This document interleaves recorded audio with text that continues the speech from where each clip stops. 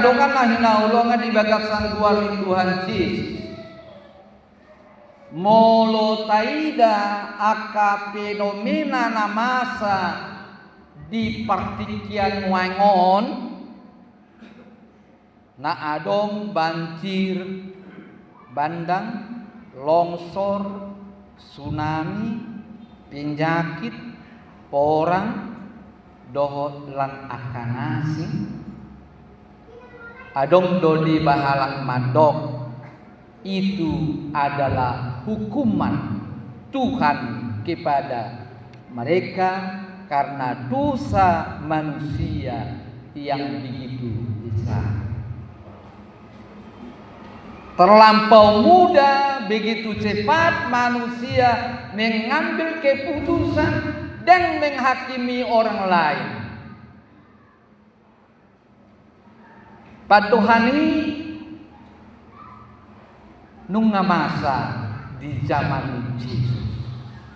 Dakolan ditikio ni, alai ditikini Yesus pe, adong do padohan nama dok, molo halak na burju, halak na saleh, halak na taat, halak na sosialis, nunga pasti dipasu-pasu debatan.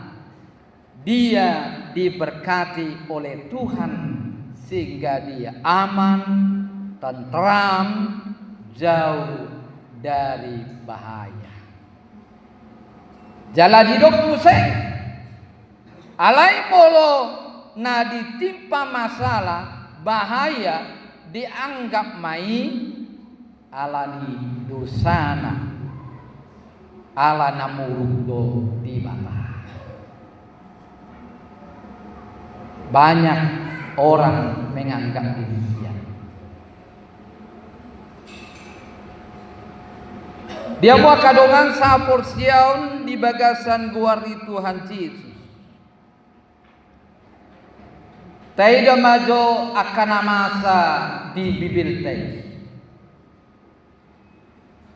Ayub dituduh oleh sahabat-sahabatnya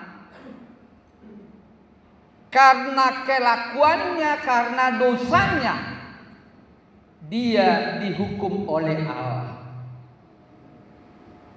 Magodusude atana lobuna papahanna sudah. Magodusude anakonna di padau halak